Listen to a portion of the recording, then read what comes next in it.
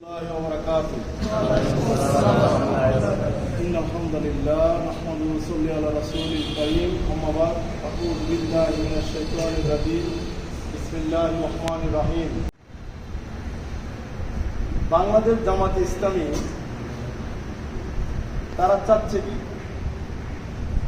বাংলাদেশ জামাতে ইসলামী চাচ্ছে আল্লাহর জমিনে আল্লাহর কুরআন দিয়ে এই জমিনকে পরিচালনা করার জন্য, এই দেশকে পরিচালনা করার জন্য, এই সমাজকে পরিচালনা করার জন্য, এই রাষ্ট্রকে পরিচালনা করার জন্য।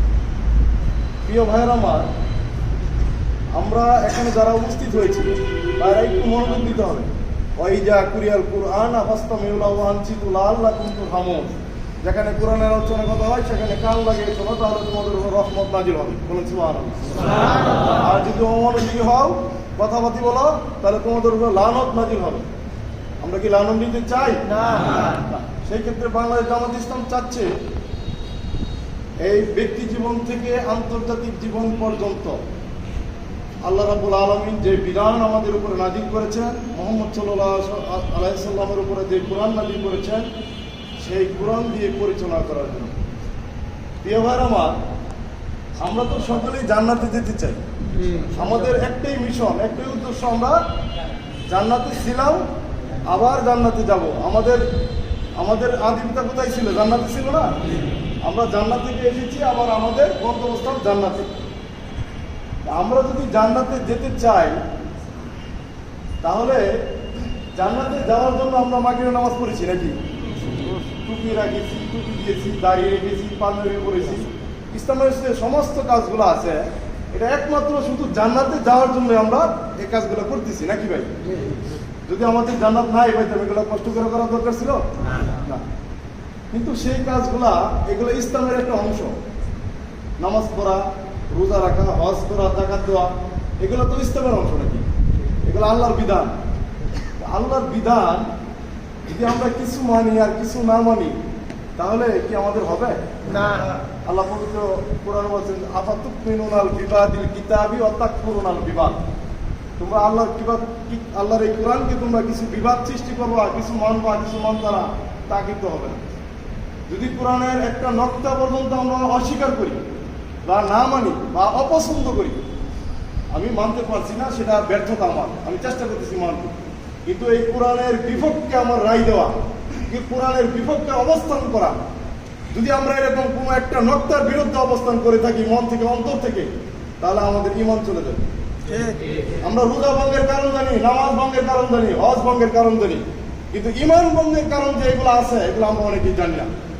প্রিয় ভাইরা আমার, যদি ঈমান ভঙ্গ হয়ে যায়, তো আমাদের বেঈমান হয়ে মরতে হবে নাকি? আর বেঈমানটা কোনোদিন জান্নাতে যাবে না। বিনারি জাহান্নাম খালিদিনা ফিহা আবাদা। তারা অনন্তকাল জাহান্নামের আগুনে পূর্বে জ্বলবে, থাকবে, তারা কোনোদিন জান্নাতে আসবে না যদি বেঈমান হয়ে মারা যায়। সেই ক্ষেত্রে আমাদের যাতে ঈমান ভঙ্গ না হয়, সেই কাজটা করতে হবে। প্রিয় ভাই আমার, জামাত ইসলাম, বাংলাদেশ জামাত ইসলামী, এটা এমন একটি দল, তারা কোরআন আর সুন্নাহ ব্যতীত অন্য কোনো জিনিস তারা গ্রহণ করে না। তারা একমাত্র কোরআন সুন্নাহ অনুসারী। আপনারা তাদেরকে যাচাই করে দেখবেন। একটা জামাত ইসলামের কর্মী, তারা প্রতিদিন কোরআন অধ্যয়ন করা লাগে, হাদিস অধ্যয়ন করা লাগে, 5 ওয়াক্ত নামাজ সে জামাতে পড়েছে কিনা সেটা তার রিপোর্ট দায়িত্বশীলদেরকে দেখানো লাগে। এইরকম একটা সংগঠন এই বাংলাদেশে আমি আর দেখি না। ইসলামী সংগঠন আরো আছে, কিন্তু এই জামাত ইসলামের মতো এরকম সিস্টেম, এরকম সংগঠন ঠিক। এই কারণে আপনি সমাজে দেখবেন, আমাদের জামাতে আমির জামাত উনি বলেছেন, যেদিন নাকি আমাদের রুকুন ভাইদেরকে দেখে মানুষ বলবে যে তারা সাহাবী আজমাইনদের মতো, তারা যে সাহাবী আজমাইনদের যেভাবে চলাফেরা করেছে, যেভাবে তাদের নীতি নৈতিকতা ছিল, আমাদের রুকুন ভাইদের মধ্যে সেই নীতি নৈতিকতা যেগুলো দেখা যাচ্ছে, সেটাতে আমাদের সেই ইসলাম বিজয় হবে। প্রিয় ভাইরা আমার, আমাদের যারা রুকুন ভাইরা আছেন, তারা আল্লাহ রাসূলের সাহাবীদেরকে ফলো করেন, আল্লাহ রাসূলকে ফলো করেন, আল্লাহর আইনকে ফলো করেন, তা অনুসারে আমাদের এই যে ময়দানে কাজ করতে তারা চেষ্টা করেন। প্রিয় ভাইরা, আমি যে কথাটা বলতে চেয়েছিলাম, যদি আমরা ইসলামের কিছু অংশ মানি আর কিছু অংশ না মানি, তাহলে আমরা ঈমানদার হতে পারবো। প্রিয় ভাইরা আমার, আল্লাহ বলছেন যে তোমরা ভালো মানুষের সহবত হও, তাহলে তোমাদের সেই হাসুর নাসুরটা সেই ভালো মানুষের সাথে হবে। এমন মানুষের সাথে তোমার চলাফেরা করো যাতে তার যার সাথে তোমাদের সম্পর্ক হাসুর নাসুর তার সাথেই হবে। প্রিয় ভাইরা আমার, আমরা এমন মানুষের সাথে সম্পর্ক করি, এমন মানুষের সাথে আমরা তাদেরকে রায় দিই, তারা দেখা গেছে তাদের উত্তরাধিকারী চুপ, ওরা ডাকাত, ওরা লুটেরা, ওরা হলো দেশ বিরোধী, দেশের সম্পদ লুটে ফুটে খাচ্ছে। কিন্তু আমি কি করছি, একজন লুটেরাজকে আমার মূল্যমান একটা রায় তাদেরকে আমি ঠাস করে মারি দিলাম, যে আমি কি করলাম, আমার জীবনের রায়টা তোমাকে দিয়ে দিলাম, তুমি আমার এই জীবনের রায় দিয়ে তুমি সারা দেশে কাজ করো। সে চুরি করবে, ডাকাতি করবে, সমস্ত কাজ যা কিছু করলো, এই সমস্ত কাজের একটা পাপের অংশ আমরা পাবো। আমি একজন মুসলমান হয়ে যদি আমি একজন চুরকে রায় দিই, তাহলে আমার ইমান থাকবে?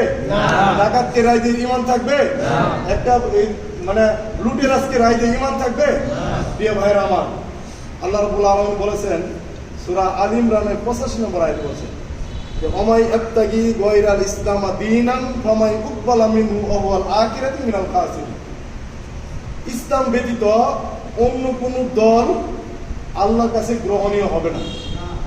প্রিয় ভাইরা আমার, কথাটা ভালো করে বুঝেন, ইসলাম ব্যতীত অন্য কোন দল আখিরাতে আল্লাহর কাছে গ্রহণযোগ্য হবে না। আল্লাহর কাছে যে গ্রহণযোগ্য না হবে সে কি জান্নাতে যাবে? না। জান্নাতে যেতে হলে আল্লাহর কাছে গ্রহণযোগ্যতা হতে হবে। এখন আমাদের এই বাংলাদেশ 53 বছর বয়সে ইসলামী দল ক্ষমতায় গেছে? যে দলগুলো ক্ষমতা গেছে তাদেরকে ভোট কি আপনারা দেন নাই? তাহলে ইসলামী দলেরা তো আপনারা সাপোর্ট করতে পারলেন না। ইসলামী দলের সাপোর্ট না করে আপনার বাকি ইসলামগুলো কিভাবে পালন করছেন? টুপিদারি, হজ, যাকাত, রোজা রাখলেন, সবকিছু করলেন, কিন্তু ইসলামী দলের বাইরে সাপোর্ট করলেন। সাপোর্ট করার সাথে সাথে আল্লাহ বললেন যে ওমাই ইবতাগি গায়রাল ইসলাম দীনান ফামাই উকবালা মিনহু ওয়া হুয়াল আখিরাতু মিনাল খাসিরিন। তোমার মতো ব্যক্তিকে আমি আখিরাতে গ্রহণীয় করব না, গ্রহণযোগ্য করব না। তাহলে এই ধরনের ইবাদত করে, এই ধরনের ইসলাম পালন করে আখিরাতে জান্নাতে যাওয়া যাবে? তাহলে জান্নাতে যেতে হলে যারা কোরআন দিয়ে জীবন পরিচালনা করে, কোরআন দিয়ে বিচার পরিচালনা করে, কোরআন দিয়ে রাষ্ট্র পরিচালনা করে, কোরআন দিয়ে মসজিদ পরিচালনা করে, সমস্ত অঙ্গ প্রত্যঙ্গ থেকে শুরু করে রান্নাঘর থেকে শুরু করে সংসদ ভবন পর্যন্ত কোরআন দিয়ে পরিচালনা করে, তাদেরকে আমাদের সাপোর্ট দিতে হবে, তাদেরকে রায় দিতে হবে, তাদেরকে ভোট দিতে হবে, তাদেরকে ভালোবাসতে হবে, তাদের পাশে আমাদেরকে জীবন দিতে হবে। নাকি ভাই? যদি আমরা তাদের পাশে জীবন দিতে পারি, ইসলামের পক্ষে জীবন দিতে পারি, কোরআনের পক্ষে জীবন দিতে পারি, তাহলে আল্লাহ বলছেন ওয়ালা তাকুলু লিমা ইউকতালু ফি সাবিলিল্লাহি আমওয়াতান বাল আহইয়া ওয়ালাকিন লা তাশউরুন। তারা হয়ে যাবে কি? শহীদি মর্যাদা লাভ করে দেবে, আর তাদেরকে তোমরা মৃত বলো না, এবং তারা বিনা হিসাবে জান্নাতে যাবে। আপনারা জানেন শহীদ সাইফুল ইসলাম একজন জামাতের লোক ছিলেন, উনি একজন আইনজীবী ছিলেন। ওনাদেরকে ইসকন ধরে নিয়ে গলা থেকে জবাই করে দিয়েছে। এই সাইফুল ভাইকে ওনাকে রক্ত মাখা অবস্থা, ওনাকে গোসল দেওয়া হয় নাই। এই রক্ত মাখা অবস্থা থেকে কবরস্থ করা হয়েছে। আপনারা জানেন যারা শহীদ হবে তাদেরকে গোসল দেওয়া হয় না, জানেন তো ভাইরা আমার? তারা কাল কিয়ামতের দিন আল্লাহ যখন ডাক দিবেন উঠার জন্য, এই রক্ত মাখা এভাবে উঠবেন, বেশি বেশি উঠবেন। আল্লাহ বলবেন তোমার শরীরে এভাবে রক্ত লেগে আছে কেন? আর রক্তগুলা তাজা গড়িয়ে আসবে, তাজা রক্ত।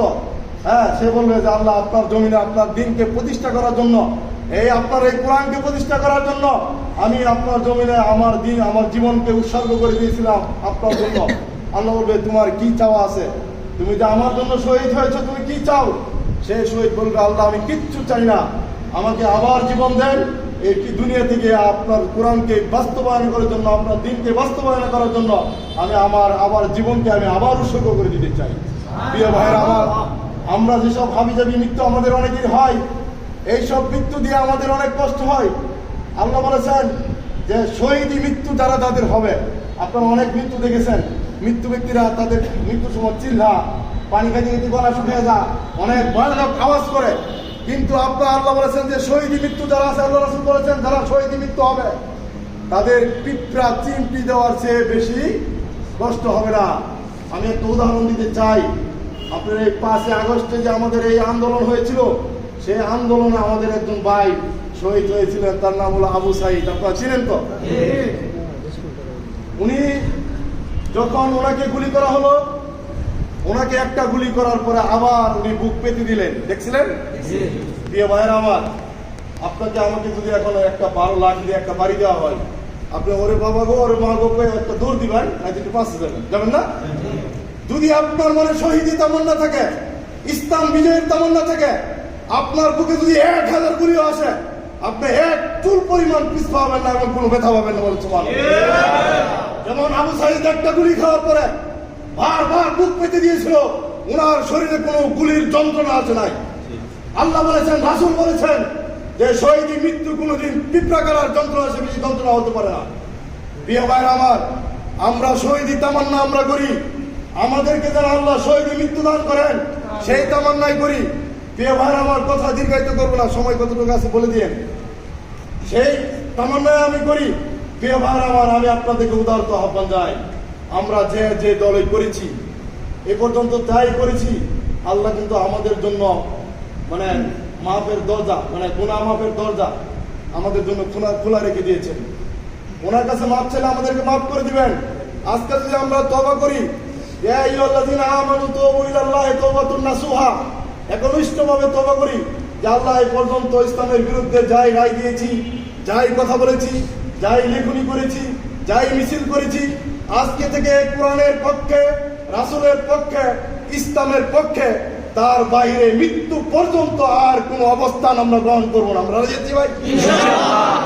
যদি আমরা সেই রাজি থাকতে পারি, আল্লাহ আমাদেরকে অবশ্যই শহীদ মৃত্যু আমাদেরকে দিবেন, আর সেই শহীদ মৃত্যুর মাধ্যমে আমরা আল্লাহর জান্নাত পাবো। এবং শহীদ মৃত্যুকে আল্লাহ বলেছেন তাদেরকে মৃত্যু বলো না, তারা কবরে রিজিক প্রাপ্ত। এখন যদি আপনি শহীদ মৃত্যু গ্রহণ করেন, কবরে রাখার সাথে সাথে আপনি মৃত্যুর সাথে সাথে আপনার জান্নাত ফয়সালা হয়ে যাবে। কবরে যাওয়ার সাথে সাথে আপনাদের জান্নাতের যে খাবার আপনার কবরে এসে যাবে। আপনার কবরে শুয়ে শুয়ে আরামায়েশের মধ্যে জান্নাতের খাবার গ্রহণ করবেন। এটা আল্লাহর কথা, এটা হাদিসও না, এটা আল্লাহর কোরআনের কথা। আমরা কি আল্লাহর কোরআনের কথা বিশ্বাস করি না? ভাই আমার, কথা বলার অনেক ছিল, কিন্তু সময় আমাকে এই বিদায়ের ঘন্টা বাজিয়ে দিয়েছে। আমাদের প্রধান অতিথির কাছ থেকে আজকে মূল্যবান কথা শুনবো, তারপরে আমাদের কিছু তাবর কাছে আমরা নিয়ে যাব।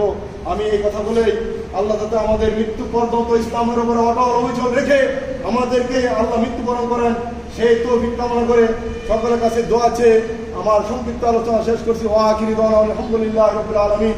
আসসালামু আলাইকুম ওয়া রাহমাতুল্লাহি ওয়া বারাকাতুহু।